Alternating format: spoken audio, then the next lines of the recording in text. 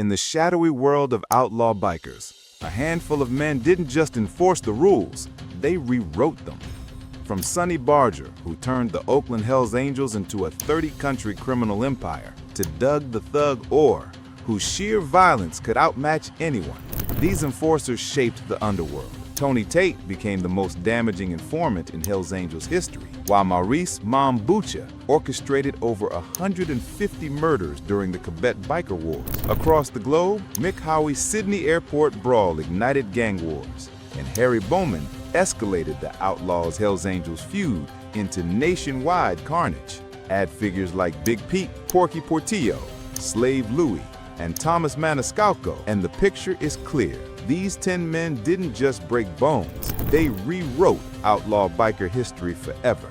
1. Sonny Barger, the godfather who built an empire. If outlaw motorcycling ever had a king, Sonny Barger would have been the one sitting on the throne. Born Ralph Hubert Barger Jr. in Modesto, California, he didn't just start the Oakland Hells Angels chapter back in 1957. He turned a rough, chaotic biker crew into a worldwide criminal machine that would eventually stretch across more than 30 countries. What made Sonny different was his mind. Yes, he was ruthless, but he wasn't reckless. When he stepped in to lead Oakland, he didn't just roar orders at people. He reshaped the club from the inside. He pushed out anyone who didn't fit his vision, ditched the more outrageous patches, including the Nazi symbols, and built an organized chain of command that looked less like a gang and more like a corporation. Only this company didn't deal in products. It dealt in cocaine, amphetamines, and straight-up intimidation. Sonny's violence was always controlled. He wasn't the guy losing his temper in a bar fight. He was the one deciding who handled the dirty work and when him. That's why his name still echoes in biker history. He survived assassination attempts, undercover FBI operations, and wars with rival clubs. And when he passed away in 2022, it hit the entire outlaw biker world. He wasn't just another enforcer. He was the architect behind an empire. 2. Doug the Thug Orr, the berserker nobody could control. Imagine a man so violent, so unpredictable, that even Sonny Barger, the same Sonny who ran the entire Hells Angels empire with an iron grip, couldn't fully keep him in check.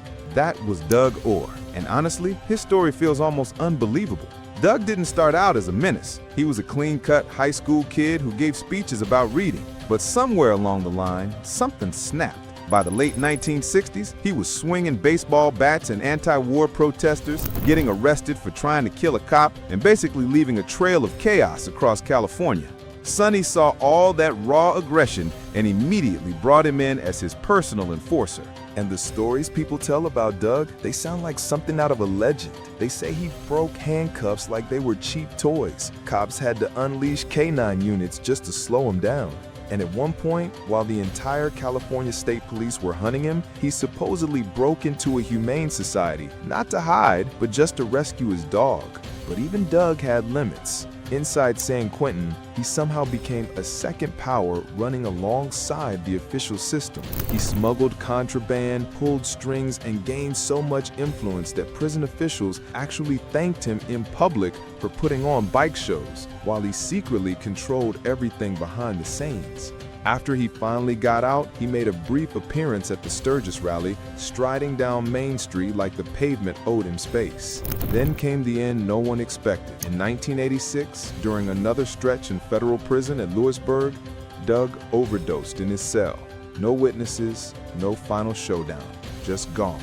And his death didn't just shake the club, it triggered a full-blown civil war inside the Hells Angels. Number 3. Tony Taterhead Tate, the informant nobody saw coming. This is where the story takes a turn nobody expected. Tony Tate wasn't some outsider trying to sneak his way in. He was a full-patch Hells Angel, respected, feared, and trusted.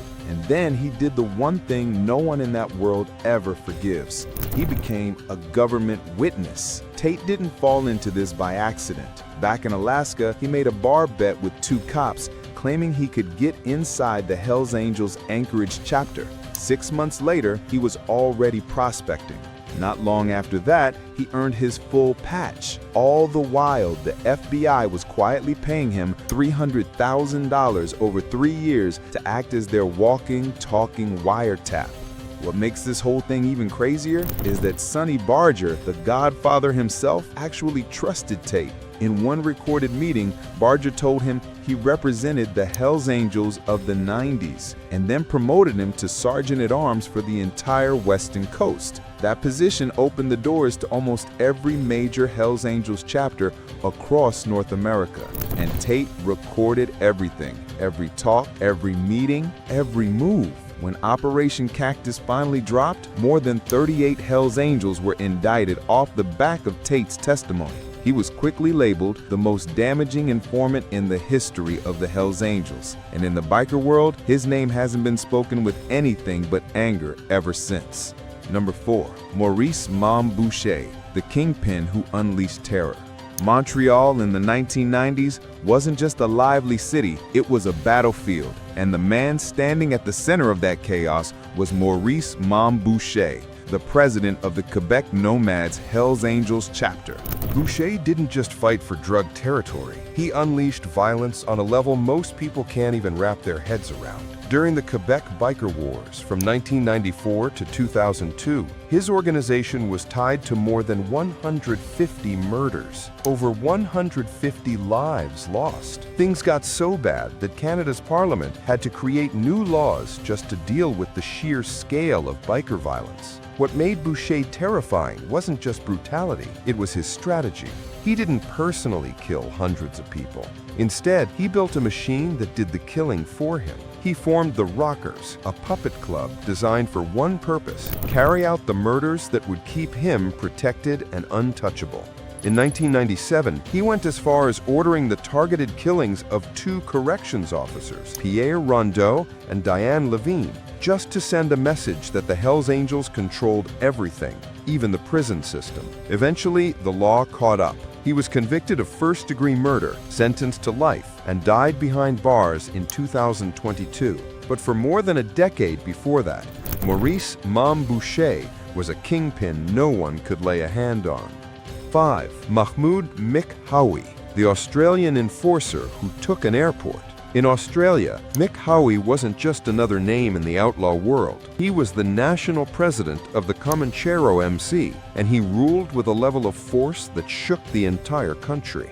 In 2009, inside Sydney Airport, he and his crew turned an ordinary domestic terminal into a full-blown battleground, and the whole nation watched it unfold in disbelief. What makes this moment so unforgettable isn't just the violence, it's how bold it was. Mick reportedly crossed paths with Hells Angels president Derek Wainohu, and what followed became the spark that kicked off years of gang warfare across Australia. The mayhem inside that airport sent one clear message: there were no safe zones anymore. Mick was eventually convicted of manslaughter and served 5 years behind bars. But the story didn't end when he walked out. The tension immediately came back to life. In 2018, while sitting in his black Mercedes outside a Sydney gym, 2 masked gunmen fired half a dozen shots into the car and killed him on the spot. The case is still unsolved, but people on the inside believe it was retaliation ordered by the Hells Angels.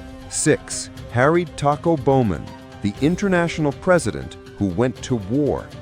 Harry Bowman ran the Outlaws Motorcycle Club from 1984 to 1999, and during that time, he turned the long-running tension between the Outlaws and the Hells Angels into a full-scale war.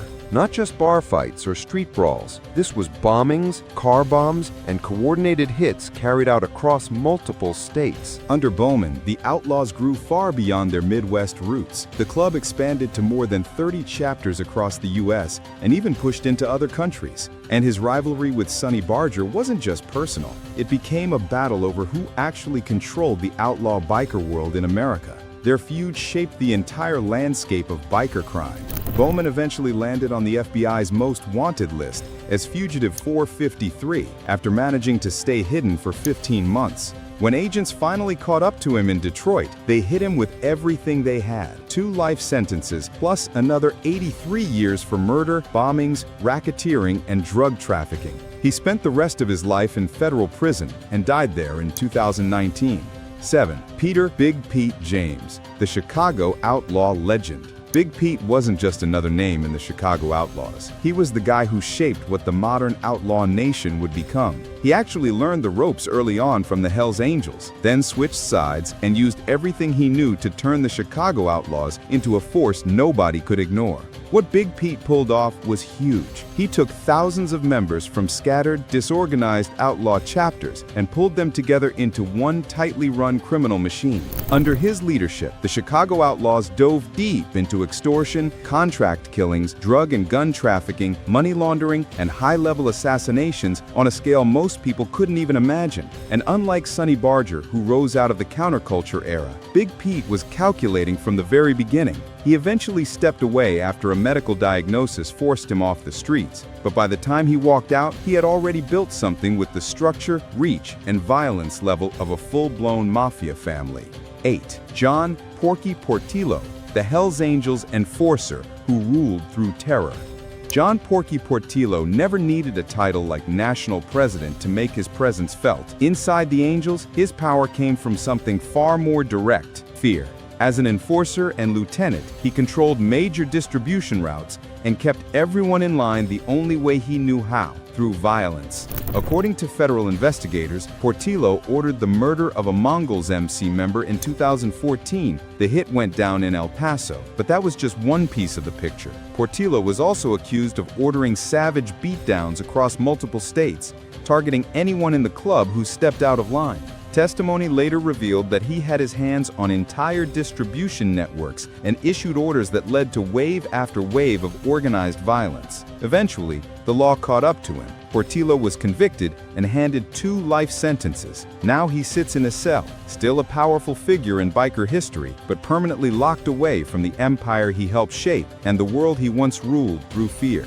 9. Slave Louis Roseberry, the Satan Slaves leader. Slave Louis wasn't just the president of the Satan Slaves Motorcycle Club in Southern California.